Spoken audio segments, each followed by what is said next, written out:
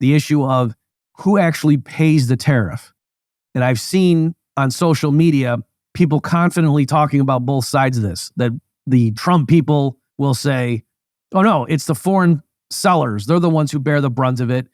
And then other people who are opponents of it will say, no, you idiot, it's the domestic consumers.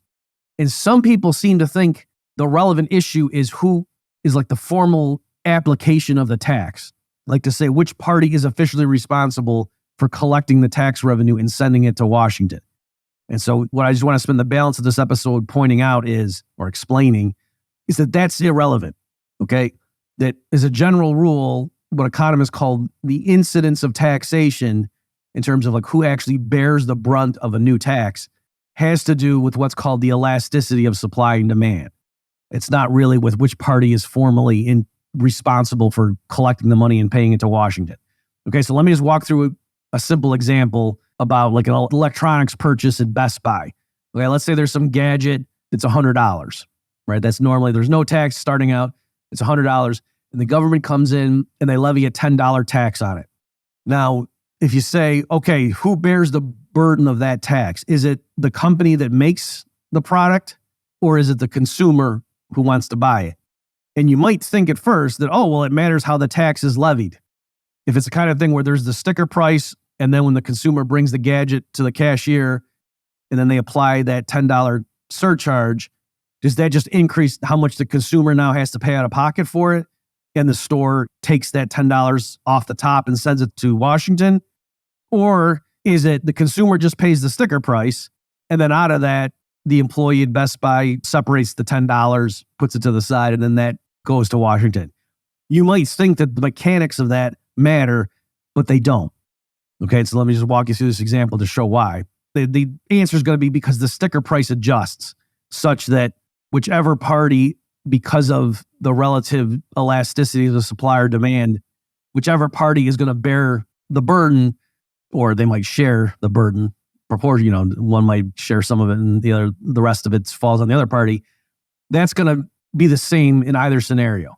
Okay, so let's just suppose, for simplicity, the consumer is the one, because the consumers really like this product.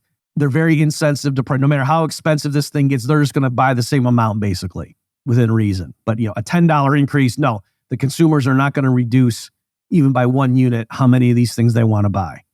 So in a situation like that, where the demand is very inelastic, the burden of the new tax is going to fall on the consumer side. Okay, and so here, if you assume in this first pass that the tax is levied on the consumer directly, right? So whatever the sticker price is, now the consumer pays on top of that, then it works like this. Again, so we're assuming the consumer is going to pay all the tax, and I'm going to show you the two different scenarios and how that still is the case. So if it's just the sticker price is $100, the consumer goes to the cash register, they slap on $10, and the consumer now pays $110. And then the Best Buy takes 10 aside, sends it to the government, and sends 100 to the manufacturer. So there, the consumer paid the full $10, right? But now, what if you switched it so that the producer, out of the sticker price, the producer has to eat it? But what's going to happen then is, because of that tax now levied on the producer, the supply curve shifts left. So the sticker price ends up increasing. And again, if we are assuming that the consumer is the one because they really want this product, and regardless of the price they pay, they're going to buy the same number of units, at least within reason, then what's going to end up happening is, once the dust settles from this new tax being imposed, the sticker price is going to rise to $110. So the consumer takes the gadget to the cashier rings it up. The consumer formally isn't paying the tax, right? It's just, no, the sticker price is $110. That's what I'm paying you out of my wallet. And then the store takes the 10 aside and only sends the 100 to the manufacturer. So in this situation too, the manufacturer still gets $100 per unit, and the consumer's paying $110 out of pocket.